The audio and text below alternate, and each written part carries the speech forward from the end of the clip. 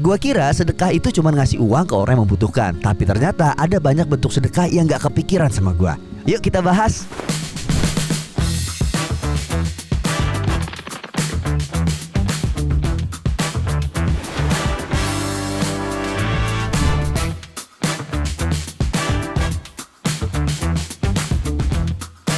Ngopi bareng Ustadz. Yuk kita bahas. Assalamualaikum warahmatullahi wabarakatuh. Balik lagi barengan kita berdua. Ada gue Ikram Afro dan juga ada Ustadz Arifin Nugroho. Ustadz, gimana nih cuaca malam hari ini? Dari kemarin kita kedinginan, sekarang agak-agak hangat. Iya. Hangat bukan karena cuacanya hangat ya, sebab di belakang nih. Ada api. Tapi teman-teman bener ya, yang namanya suasana kayak gini tuh tempat kumpul bareng keluarga, apalagi momen-momen mau lebaran dan puasa. Jadiin momen ini menjadi momen yang kekeluargaan banget. Jangan sampai mentingin urusan kerjaan. Nah, karena udah banyak yang masuk di kolom komentar, kita bakal bahas Ustadz masalah sedekah. Nah, sekarang ini kan serba digital Ustadz. Gimana sih menurut Ustadz masalah sedekah melalui langsung ataupun melalui hadiah? Itu sebenarnya apakah kalau kita ngasih hadiah itu termasuk sedekah atau enggak? Ya. Jadi memang Ikram dan Haji Muda ya, kita kalau bicara pemberian itu memang macam-macam dalam Islam. Ada pemberian itu disebut hibah atau hadiah ya kan. Ada yang pemberian itu disebut sedekah. Nanti ada juga bentuknya yang mungkin dalam hukum wajib itu zakat gitu ya. Nah, kalau umpama membedakan antara sedekah dan hadiah, kalau hadiah ini dia lebih bebas. Artinya hanya sekedar orang ingin memberikan reward ya, atau memberikan atas prestasi seseorang mungkin, atau atas empati seseorang, atau atas macam-macam lah. Ini landasannya. Dan dia bebas mau diberikan ke muslim, non muslim, orang mampu, orang tidak mampu, itu nggak ada aturan nih. Kalau di hadiah, namanya hadiah ya. Makanya Nabi mengatakan tahadu tahabu. Kalau kalian tuh saling memberi hadiah, maka kalian itu akan saling mencintai. Nah, ini orang Indonesia memang paling jago hadiah. Makanya kalau lagi kemana-mana nih, ke Mekah, Madinah gitu kan, toko paling rame itu biasanya banyaknya orang Indonesia pada beli di situ. Wow, kenapa? Karena orang datang ke sana mikirin tetangganya.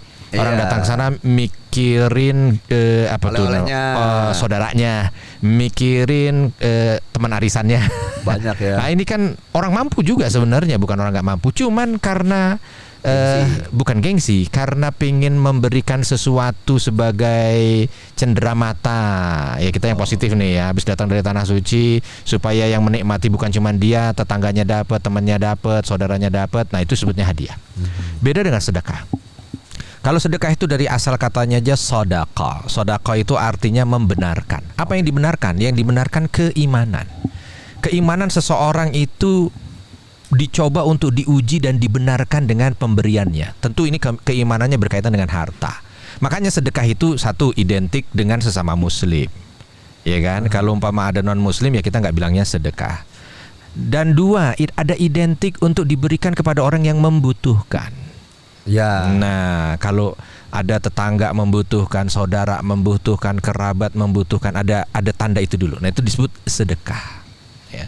Atau mungkin dia bukan membutuhkan tapi di bawah naungannya. Contoh ketika seorang kepala keluarga, dia punya istri, anak ya kan, itu kalau dia beri itu pun sedekah. Tapi kalau bahasa lebih pasnya, sedekah yang diberikan kepada keluarga itu disebut infak gitu kan. Kenapa? Karena ada istilah nafkah.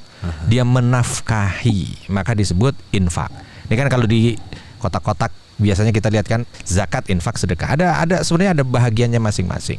Tapi mungkin infak di sini dibuat sudah bukan hanya sekedar untuk keluarga, dia lebih umum ya, untuk memberikan kepada sesuatu yang itu sebagai nafkah pokoknya, kebutuhan pokoknya. Makanya infak masjid diberikan kepada masjid untuk apa? Untuk kebutuhan pokok, listrik misalkan kan. Cucian. Terus apa lagi tuh misalkan kalau air gitu kan. Bukan buat jalan-jalan pengurus, bukan. Nah, kan lain.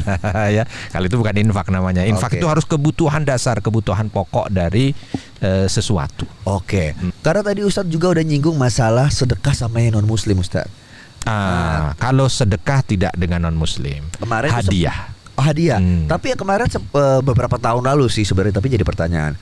Ada video yang viral di mana umat muslim itu memberikan bantuan ataupun sedekah, mungkin ya aku nggak tahu nih, tapi konsepnya ada biksu yang biasanya suka minta gitu Ustadz, misalkan untuk doa gitu. Dan sebagai umat muslim dia ngasih aja. Aku nggak tahu niatnya gimana. Tapi di kolom komentar tuh malah ribut.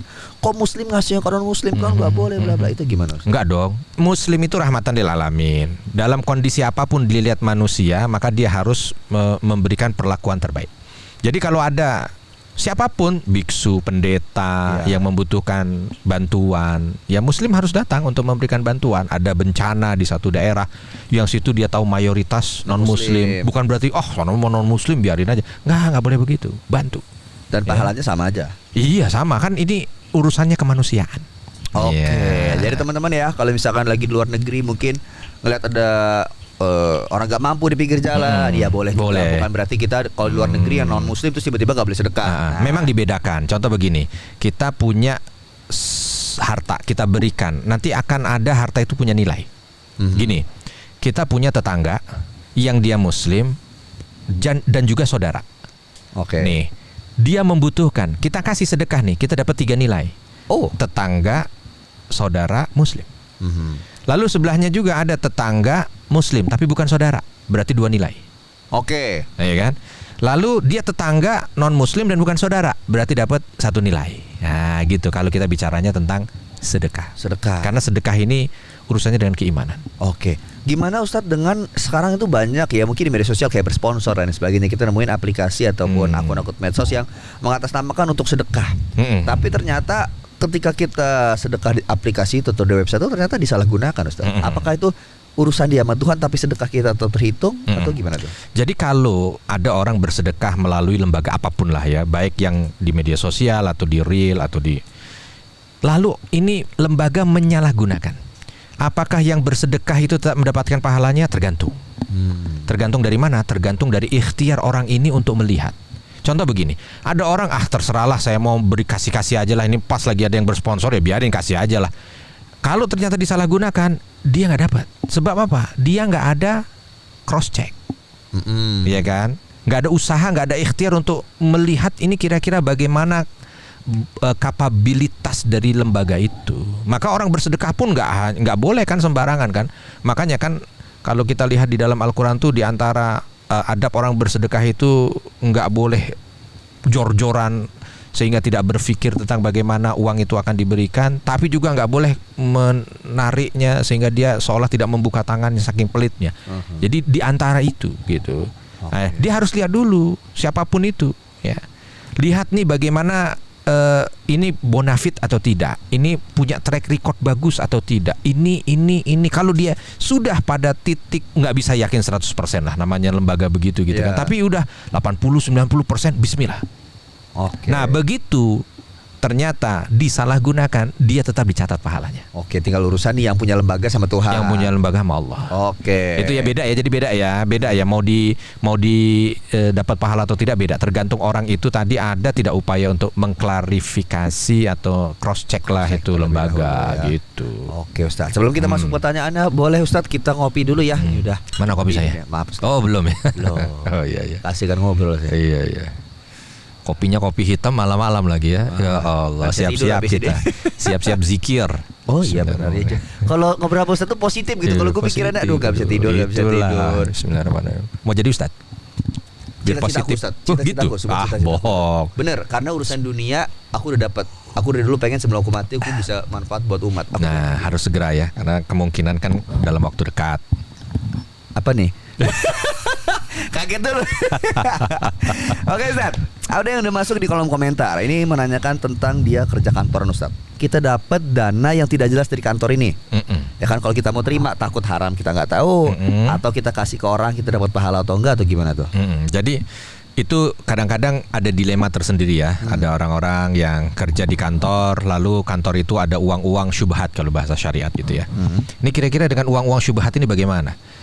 Mungkin saya bicaranya syubhat ya, yang tidak jelas halal dan haramnya. Kalau mau dimakan sendiri takut nanti tiba-tiba haram, ini masalah, ya kan? Tapi kalau ternyata halal juga belum jelas gitu. Ini kalau saya berikan kepada orang lain bagaimana ya? Nah, kita lihat kalau diberikan kepada orang lain ini akan dikonsumsi seperti kita mengkonsumsi, ya jangan ngasih racun kepada orang kalau kita nggak mau racun, ya kan? Prinsipnya begitu. Tapi ada beberapa ulama yang berpendapat yang seperti ini boleh dialokasikan, diberikan untuk hal-hal yang sifatnya kepentingan umum. Contoh, bikin jalan. Ya, di satu tempat yang mungkin jalannya susah, bikin kamar mandi, bikin sumur, karena uang ini, uang haram ataupun uang syubhat ini punya asal. Apa itu? Asalnya dari uang-uang orang yang diambil, ya kan? Orang umum gitu. Maka haknya harus dikembalikan kepada kepentingan umum. Ke umat lagi baliknya. Ke umat, dalilnya begitu. Contoh misalkan, uang korupsi diambil, lalu dibagi. Uang korupsi ini kan uang korupsi dari orang-orang umum, ya. Kalau ini dimakan secara individu, kan bukan cuma uang dia aja. Jadi ini di mana diberikan kepada tadi seolah dialirkan kembali. Nah, cara dialirkan kembalinya itu dimasukkan kepada kepentingan umum. Tapi bukan berarti kayak di masjid atau ke anak yatim. Jangan ke tempat yang punya nilai ibadah, ya, kesucian, supaya tidak mendegradasi nilai sucinya di sana. Nah ini tadi agak menarik. Aku jadi satu kepikiran, Ustadz. Tadi kan kalau misalkan dia terima uang dari suatu perusahaan atau kantor ini ya, ada tawaran di mana kalau saya terima ini uang haram, dosa. Tapi kalau gak gue terima, gue bisa dipecat nih bahasanya. Apakah boleh misalkan kita amanin dulu, ya Allah saya terima ini, tapi untuk saya bagi lagi, saya ngamanin kerjaan saya, itu boleh gak sih? Sama prinsipnya yang kayak tadi juga kan, berarti ini uang haram lalu dikasih kepada orang yang bukan dikasih kepada orang, dikasih kepada kepentingan umum, orang-orang yang kemungkinan uangnya diambil. Hanya begini, kalau itu uang haram, beda dengan uang syubhat tadi ya. Kalau itu uang haram dan dia sudah tahu betul itu uang haram, maka sebaiknya dia harus menjaga keimanannya dibanding hanya menjaga kerjaannya. Itu penting. Berarti kalau misalkan dipecat ya lebih baik insya Allah ngebuka jalan Allah. Oh iya dong. Karena begini, kalau umpama dia awal udahlah saya mau mengamankan kerjaan saya terima uang haram ini. Sekali itu. Emang cuma sekali? Belum tentu. Bisa jadi sepekan sekali, sebulan sekali. Akankah dia begitu terus? Lalu apakah dia bisa menjamin juga sampai dengan dia selesai kerja di sana tidak ada harta haram itu yang akan masuk ke rumahnya? Iya sih. Gitu. Dan itu pun kalau misalkan kena audit, walaupun dia alasan udah dia kasih, kena lagi. Itulah masalahnya, yang akan terus akan menjadi bola es buat dia. Maka kalau udah tahu ada permainan uang haram di tempat dia kerja, lebih baik selesai. Nah, Ustadz, kalau ngomongin soal sedekah juga ya, kadang banyak mungkin kita bicara sama yang sering memintanya, yang kadang mintanya agak maksa, Ustaz. Lagi di pinggir jalan atau tiba-tiba datang ke rumah, saya minta zakat di sebagian hartamu kan dah hak saya. Nah, kita menanggapinya gimana, Ustaz? Ya, kalau namanya muzaki, dia punya kewajiban mengeluarkan. Tetapi dia punya hak. Ingat, setiap kewajiban ada hak. Sebagai orang yang berzakat, dia punya kewajiban mengeluarkan harta untuk zakat, tapi dia punya hak memberikan ini pada siapa.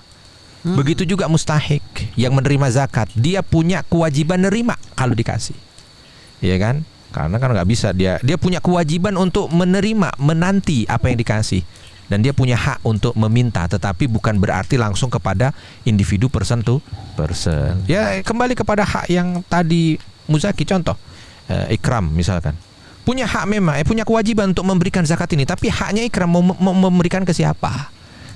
Semisal saya punya 10 juta dari zakat, ya ikram mau berikan ke siapa 10 juta, saya mau kasih ke satu orang aja, di sini nggak dapat, nggak bisa protes nih. Nah, sebab ini haknya ikram untuk bisa mengeluarkan itu kepada siapa. Nggak bisa tuh satu kampung, adil dong Pak Ikram, mau kalau di sana kasih kami juga kasih, gitu nggak gitu, bebas. Ini ada pertanyaan menarik ya buat teman-teman, ini aku pernah terapin, Ustadz. Lebih baik kalau kita sedekah, anggaplah kita punya uang 100.000, kita kasih ke satu orang dapat satu doa, atau kita kasih 10.000 dapat 10 doa. Itu hak. Tadi balik lagi, hak kepada orang yang mau memberi. Ya, dia mau bagaimana terserah. Tapi aku misalkan aku pengen dapat doa banyak biar dijabah, lebih baik 10.000. Boleh 10.000, mau banyak lagi 2.000, mau banyak lagi 500. Tuh kan, kalau mau sedekah pengen timbal balik begini. Kadang kan ada yang aku pernah dapat kata-kata dari pamanku, ya ketika lu sedekah ya niat sama Allah, tapi lu punya, bukan dia bilang kayak punya hak, lu minta, Pak boleh mohon doanya orang tua saya sakit. Boleh banget itu boleh. Tapi kalau boleh ngasih saran, 100.000 nih, kasih kepada orang yang betul-betul sangat membutuhkan. Sebab 100.000 ini ketika kita kasih dia, contoh, dia anaknya sakit atau dia anaknya selesai ujian, ijazah sudah keluar tapi nggak bisa diambil sebab karena belum bayar SPP, kasih ke dia. Terima kasih yang luar biasa itu bisa mengalahkan 1000 doa. Dibanding misalkan 10.000, makasih ya Bang Ikram, doain ya, amin, amin. Biasa. Tapi begitu dia terima, ya Allah makasih ya, dia aminin doa kita, lain itu. Itu doa menggetarkan arsy walaupun cuma satu. Oke, jadi walaupun cuma teman-teman satu. di sini yang mau Ikram sedekahin boleh komen. Iya. Di bawah ya. Punya HP lagi. Nah, mungkin teman-teman para haji budak masih punya pertanyaan, boleh komen di kolom komentar karena durasi kita udah mepet banget ya. Jangan lupa silahkan komen, like, subscribe dan aktifin loncengnya di channel YouTube kita BPKHRI. Kalau gitu kita pamit undur diri. Wassalamualaikum warahmatullahi wabarakatuh. Bye bye.